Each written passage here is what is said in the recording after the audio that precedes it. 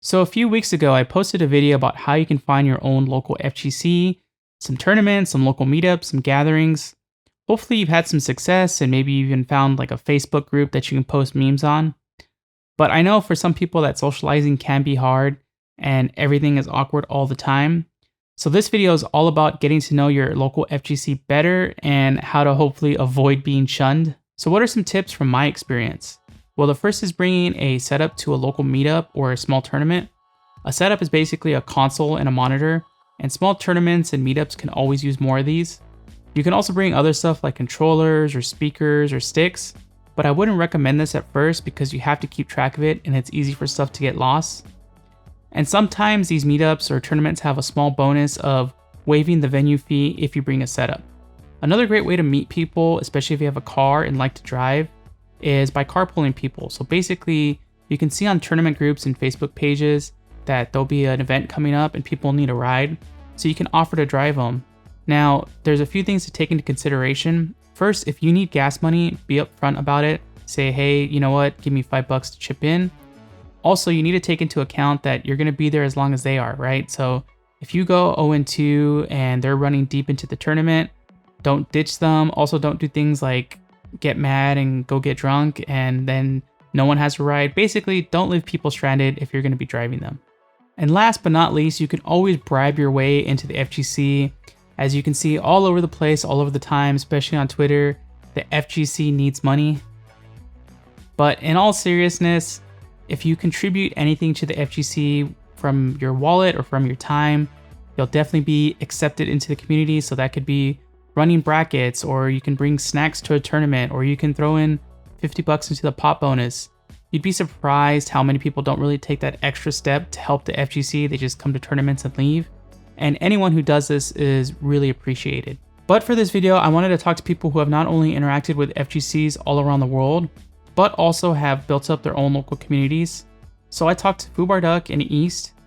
Fubarduck has been to CPT events all throughout Asia the past few years and owned Arcade UFO in Austin, Texas. East has been commentating CPT events in Asia and has helped build up the Fighting Tuesday event in Tokyo. So let's hear what they have to say. Yeah, so I think, even though like arcade culture is kind of finished in most of the world, right? I think that there are still a few things to look out for. Like if you're new to locals, or you're going for the first time to get some games in. I mean, the first rule is just don't be weird, right? I know this is kind of the people who know what that means already know what not to do, but the kinds of things you don't want to do for the first time in a local are you don't want to interrupt people while they're playing. That's number one, right?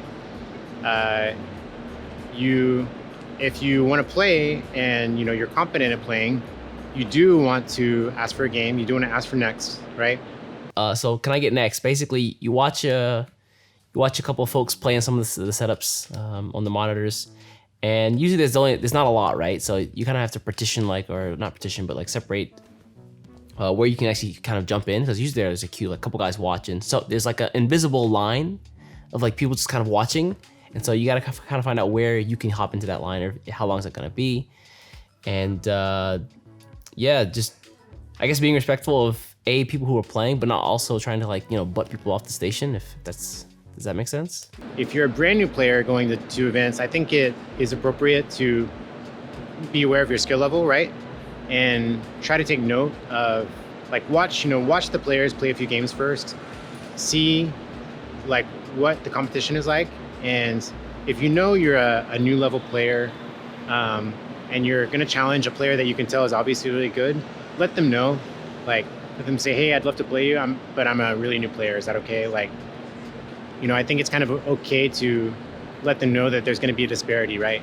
Because, frankly, when you're doing that, you're essentially asking for their time, right? Because a really experienced player will not get too much benefit out of playing a really, really new player, right? So that's the cold hard facts. The value of the money match. So there's two pieces, right? The first is, of course, let's imagine you got to the tournament, right? Tournaments and fighting games are predominantly, it's pretty hard to make money. And so if you think you're good and you want to kind of test your skill, that's what you do, right? You say, okay, I think I'm really good. I don't think anybody here can beat me. You know what? To make it more serious, here's $10, here's $20, right?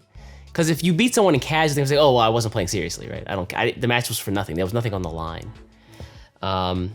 But as soon as like someone drops a dollar bill, you drop a coin, a token, anything, right? As soon as something is on the line, you have to care.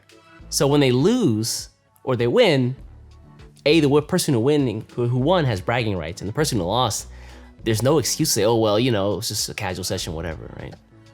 The biggest giveaway, the biggest tell for someone who doesn't know what they're talking about in fighting games, and there was a very famous incident maybe a decade ago now at EVO when Adam Sessler did commentary, right? People still talk about it to this day. We're coming for the throw. Small punches. Ooh, a flurry coming out of Ricky. The biggest tell is when someone doesn't know how to describe what's happening in the game. The other biggest tell of a new player is, wow, that was a really big combo. Wow, your combo went up to 50 hits, right? Because a lot of people just see the number on the screen and they think the number bigger is better. But, as we know, that's not really how it works, right? Learn how to talk about the game. You can learn how to talk about the game really easily nowadays because you could just watch a stream, you can watch a tournament stream.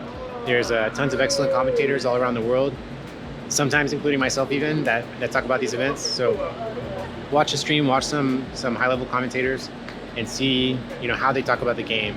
And when you hear something that you don't know, look it up, go on Reddit, go on Twitter, watch a YouTube video or whatever, figure it out. Man, just talk to people. Like, you see like really good players, they say, "Hey, if you see me at an event, don't be afraid, come talk to me." I think a lot of folks, they just, whether it's being starstruck or afraid or whatever it is, not even to like top players, just to be anybody.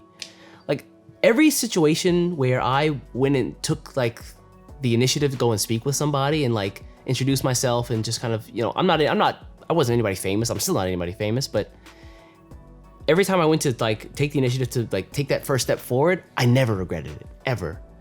I made so many friends along the way. Like over the course of 4 or 5 final rounds, I made friends with people from regions that are nowhere near North Carolina. And I don't regret it to this day. They're good friends on Facebook. Some of them have moved on from fighting games. Some of them still play. And it's just great. It's like you get to meet more people. You feel like you're more involved in the community. And I really, really like that. I think a lot of folks will say, well, the fighting game community is like the top level players, and that's really just it. It's definitely not. It's everybody together. But overall, I would never discourage anybody from, even if you're not used to events like this, or if you don't get out much, maybe internet age, you're a Zoomer, you don't know how to talk to people. Even that's okay. Still come to the event. Still get yourself out there, and it's just a beautiful and lovely community. Overall, the cans are way more than the cannots. So, just make it out and you'll figure it out. So hopefully the tips in this video help you become closer to your own FGC. It's really not too hard. Just try to make it out to events as much as you can and try not to trash anyone's place. Thanks again to East and Fubarduck for joining us. Make sure to give them a follow. I put links to their socials in the description. So do you have any tips about how to join the FGC, some do's and don'ts? Let me know in the comments. Also, let me know if you've ever had someone that needed to get the ban hammer or exiled from your own local FGC and what happened. Thanks again so much for watching. Catch you next time.